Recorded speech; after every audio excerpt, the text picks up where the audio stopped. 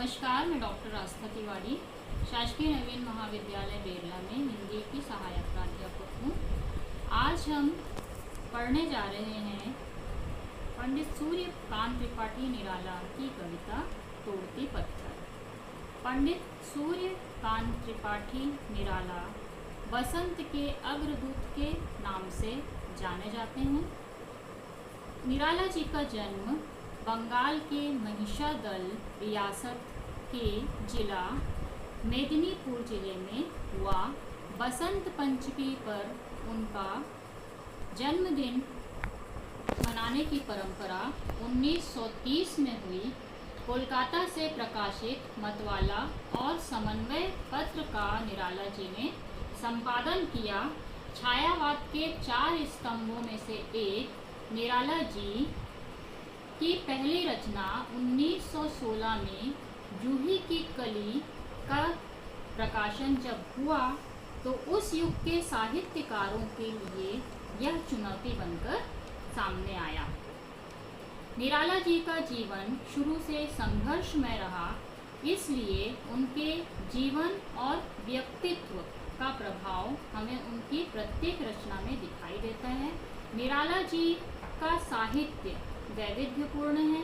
छायावाद से शुरू करके छायावाद और प्रगतिवाद की भी उनकी कविताएं हमें देखने को मिलती हैं। इस प्रकार चाहे मुक्तचंद के क्षेत्र में हो, चाहे भाषागत हो, भावगत हो, हमको उनके साहित्य में वैविध्य दिखाई देता है।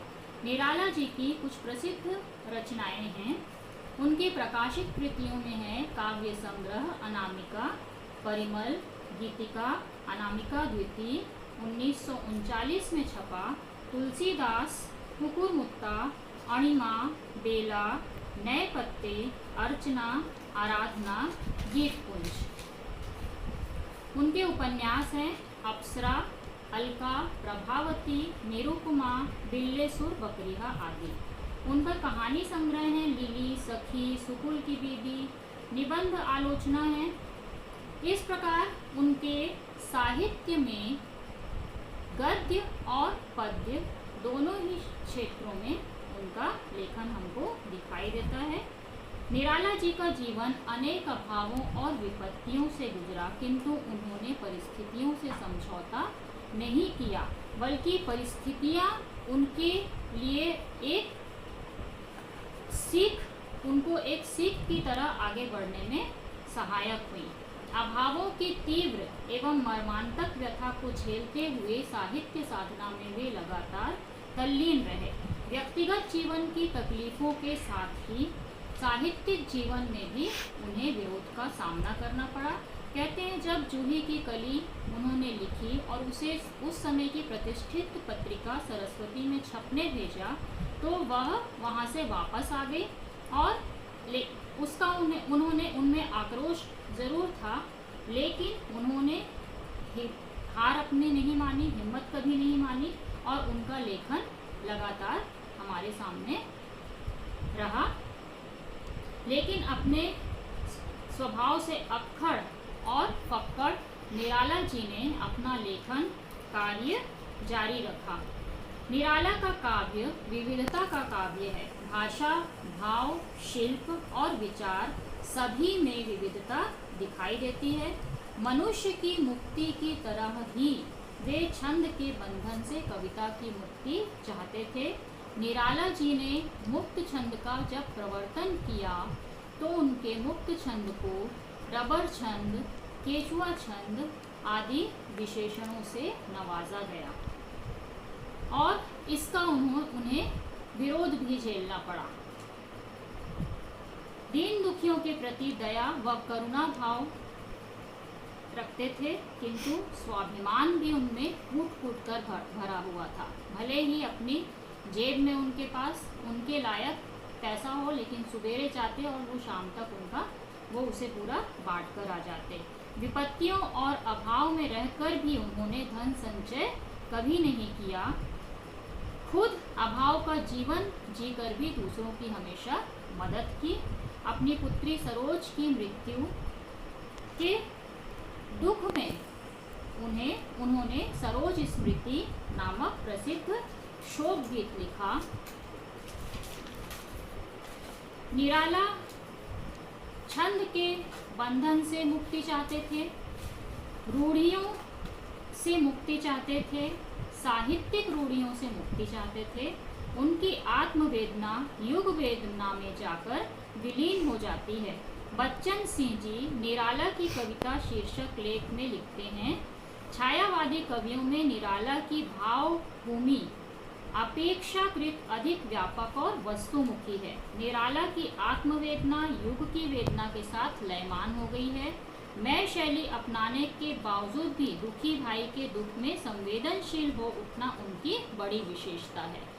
मैंने मैं शैली अपनाई, देखा एक दुखीजन भाई, दीन, भिक्षुक, श्रमिक, किसान आदि निम्न वर्ग के प्रति निराला में अलग ही संवेदना दिखाई देती है। दीन, भिक्षुक, तोड़ती पत्थर आदि रचनाओं में इसे देखा जा सकता है। एक तरफ साम्राज्यवाद के प्रति विरोध मिलता है तो दूसरी तरफ सामंतवाद के प्रति आक्रोश भी उनकी रचनाओं में उनमें हमें दिखाई देता है। 1935 में जब प्रगतिशील लेखक संघ की स्थापना हुई और 36 में उसका प्रथम अधिवेशन मुंशी प्रेमचंद की अध्यक्षता में हुआ, उसके बाद से निराला जी प्रगतिशील लेखक संघ की बैठकों में कभी कभी जाया करते थे, लेकिन तब भी वह यही सोचते थे कि इसमें ऐसे लोग हैं जो खुद श्रमिकों या मजदूरों के बीच के नहीं हैं, दिखने में ये अभिजात्य वर्ग के दिखते हैं, तो इन लोग ऐसा कैसे लिखेंगे। जबकि निराला जी ने उनके बीच रहे, उन लोगों की हमेशा मदद की और अपनी संवेदना, पूरी संवेदना और भाव के साथ उनको अपने रचनाओं में स्थान दिया। तोड़ती पत्थर कविता 4 अप्रैल 1937 में लिखी गई और मई 1937 में सुधा पत्रिका में छपी, जो द्वितीय अनामिका काव्य संग्रह में प्रकाशित हुई। आइए हम तोड़ती पत्थर कविता की व्याख्या करते हैं। वह तोड़ती पत्थर देखा उसे मैंने इलाहाबाद के पथ पर, वह तोड़ती पत्थर। निराला जी कहते हैं, निराला जी ने एक मजदूरनी को देखा। कहाँ देखा? इलाहाबाद के पथ पर देखा। और क्या करते देखा? पत्थर तोड़ते हुए देखा। अभी तक मजदूर, श्रमिक ये कविताओं के केंद्र में रहते थे, लेकिन वह तोड़ती पत्थर के केंद्र में एक मजदूरनी है जिसको निराला जी देखते हैं इलाहाबाद के पथ पर। इलाहाबाद के पथ पर ही क्यों देखते हैं, इस पर भी बहुत सारे लोगों ने अलग अलग विचार अपने व्यक्त किए। चूँकि इलाहाबाद उस समय राजनीतिक और साहित्यिक दोनों ही केंद्र हुआ करता था। निराला जी वहाँ रहते थे, निराला जी आना जाना करते थे और कहीं ना कहीं उनकी स्मृति में वह उस इलाहाबाद के रास्ते पर वह दिखाई दी और उन्होंने उसका वर्णन इस प्रकार से किया है। वह तोड़ती पत्थर देखा मैंने उसे इलाहाबाद के पथ पर, कोई न छायादार पेड़ वह जिसके तले बैठी हुई स्वीकार। वहाँ जहाँ पत्थर तोड़ रही है कोई भी छायादार पेड़ नहीं है।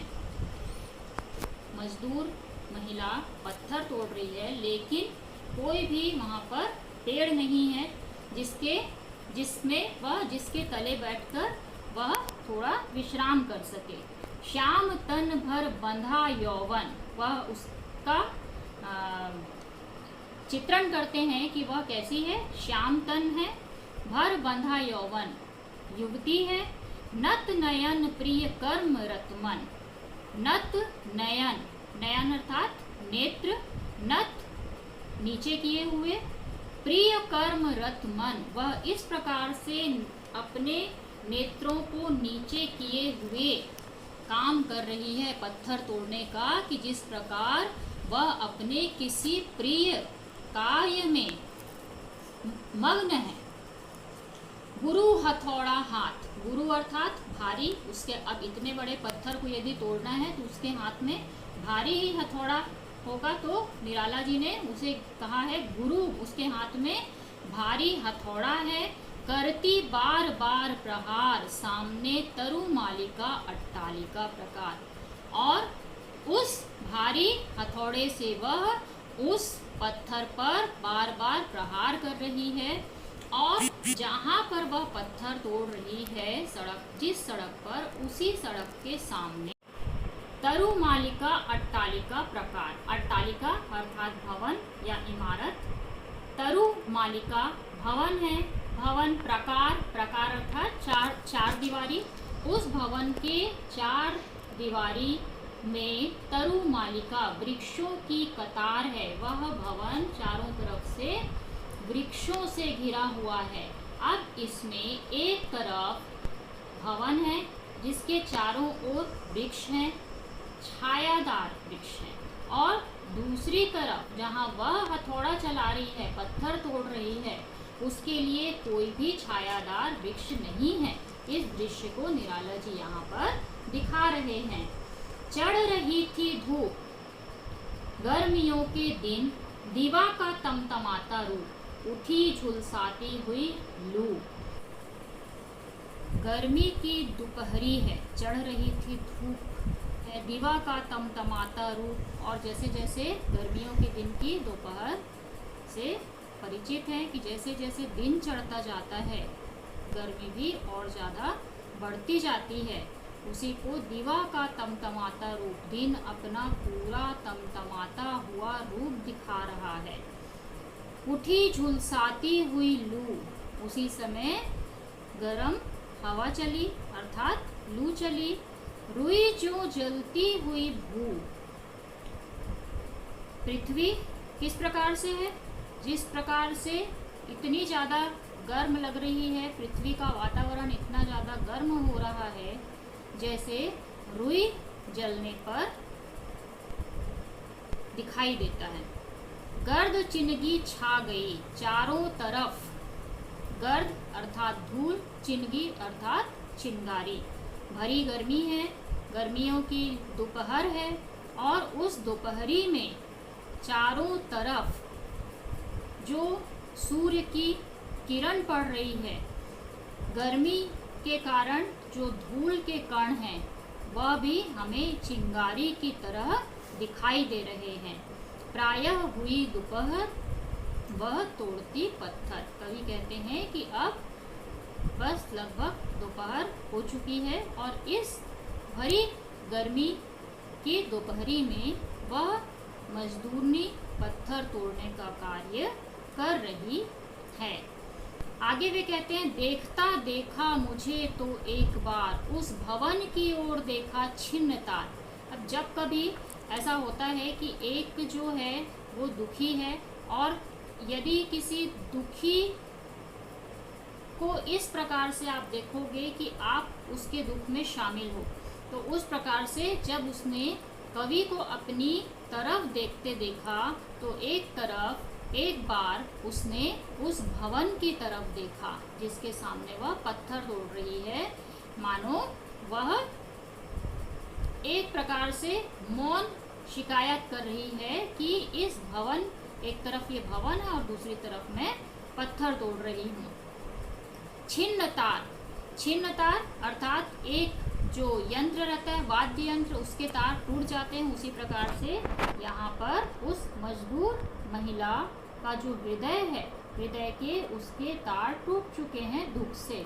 देख कर कोई नहीं देखा मुझे उस दृष्टि से, और उस तरफ देखने के बाद वहाँ उस भवन में कोई नहीं है, ये सोचकर उसने मुझे उसी दृष्टि से देखा कि जो मार खा रोई नहीं, सजा सहज सितार। और उसने उस दृष्टि से देखने के बाद इस प्रकार से मेरी तरफ देखा, जिसके अंदर पीड़ा है, जिसके अंदर दुख है, लेकिन वह उस दुख और पीड़ा को व्यक्त नहीं कर पा रहा हो, तो उसकी जो पीड़ा है, उसकी जो दुख है, उसका जो दुख है, वो उसके चेहरे पर या भाव उसके चेहरे पर जो दिखाई देते हैं, उससे वह समझ में आ जाता है। और यही कवि को उसका चेहरा देखा और उसने जिस तरह से कवि को देखा, उसको देखकर वो बोलते हैं कि देखा मुझे उस दृष्टि से। किस दृष्टि से? कि उसके अंदर दुख भरा है, लेकिन उस दुख को वो व्यक्त नहीं कर रही है। सजा सहज सितार। यहाँ सजा सहज सितार का अर्थ ये है कि उस सितार जिस प्रकार से रहता है, सितार को बजाने के पहले उसके तारों को कसकर वादन के लिए तैयार किया जाता है, उसी प्रकार से यहाँ उस मजदूर, महिला और कवि के बीच एक मौन स्वर का संवाद स्थापित हुआ और उस सितार की ध्वनि, सुर सुनाई देते हैं जब उसको कसकर तैयार कर दिया जाता है। और यहाँ भी जब दोनों एक दूसरे को देखते हैं, कवि को वह मौन स्वर में देखती है अपनी पीड़ा के साथ और कवि उसकी पीड़ा को महसूस करते हैं। उसी प्रकार से जिस प्रकार से एक सजा हुआ वाद्य यंत्र, सजा हुआ सितार को साजकर जब उसके ध्वनि और सुर सुनाई देते हैं, उसी प्रकार यहाँ पर कवि को उसका जो मौन स्वर सुनाई दिया उसे वो कहते हैं सजा सहज सितार। सुनी मैंने वह नहीं जो थी सुनी झनकार। उस ध्वनि को महसूस किया, उस झनकार को सुना जिसे मैंने पहले कभी नहीं सुना था, जो उसको, उसके दुख को, उसकी पीड़ा को महसूस किया और उसके दर्द को मैंने सुना। उसके मौन के स्वर को सुनकर ही कवि कहते हैं सजा सहज सितार, सुनी मैंने वह नहीं जो थी सुनी झनकार। एक क्षण के बाद वह कांपी सुभर, ढुलक माथे से गिरे सीकर। एक क्षण का ही यह समय था जब एक दूसरे को देखते हैं, कवि उस मजदूरनी को और वो मजदूरनी कवि को, और उसके बाद वह फिर से चैतन्य हो जाती है, वास्तविकता में प्रवेश करती है और उसे याद आता है कि वह क्या काम कर रही थी। इसीलिए यहाँ पर कवि बोलते हैं एक क्षण के बाद वह कांपी सुघर, कि कांपी सुघर, सुघर का एक अर्थ होता है सुंदर, और यहाँ पर सुघर, कांपी सुघर मतलब उसका जो कार्य के प्रति जो चिंता है, उसकी कार्य के प्रति जो व्याकुलता है, उसके कारण वह जब कांपती है उसको वह कवि सुघर कहते हैं। ढुलक माथे से गिरे सीकर, और इसी समय उसके माथे से, सीकर अर्थात पसीने की बूंद, उसके माथे से पसीने की बूंद गिरती है। लीन होते कर्म में फिर ज्यों कहा मैं तोड़ती पत्थर। कविता की शुरुआत होती है वह तोड़ती पत्थर से, और अंत में उसने वापस जब अपने कार्य के ध्यान में फिर से अपने, जब कार्य का ध्यान आया उसको, जब पत्थर तोड़ने का ध्यान आया, वापस वो जब अपने कार्य करने में मगन होती है और मगन होकर कार्य करने लगती है, तो मानो वह बता रही है कि मैं तोड़ती पत्थर। अंत में जब वह यह कहती है तो मानो कह रही है कि यही मेरी नियति है, यही मेरा भाग्य है। निराला जी ने उस मजदूरनी के माध्यम से पूरे सर्वहारा वर्ग की तस्वीर यहाँ पर दिखाई है। वह से कविता की शुरुआत होकर यहाँ मैं तोड़ती पत्थर पर कविता का अंत होता है। एक मजदूरनी का यहाँ पर चित्रण किया गया है। एक तरफ श्रम है, श्रम का शोषण है, और दूसरी तरफ निराला जी ने श्रम का यहाँ पर सौंदर्य भी दिखाया है। कहीं कहीं पर जैसे कि श्याम तन भर बंधा यौवन, नत नयन प्रिय कर्म रत मन, इसमें उन्होंने उस श्याम तन नवयुवती का चित्रण किया है और जो अपने कार्य में लीन है, और दूसरी तरफ उन्होंने यहाँ पर उस स्वाभिमानी महिला का चित्रण किया है जो अपने कार्य में मग्न है, गतिशीलता दिखाई देती है। एक तरफ उन्होंने ये देखा कि इतनी भरी दोपहरी में वह जो महिला है पत्थर तोड़ने का कार्य कर रही है, और दूसरी तरफ उसके श्रम का उन्होंने सौंदर्य भी देखा। तो इस प्रकार से इस कविता में हमें शोषण के चित्रण के साथ ही श्रम का सौंदर्य दिखाई देता है। धन्यवाद।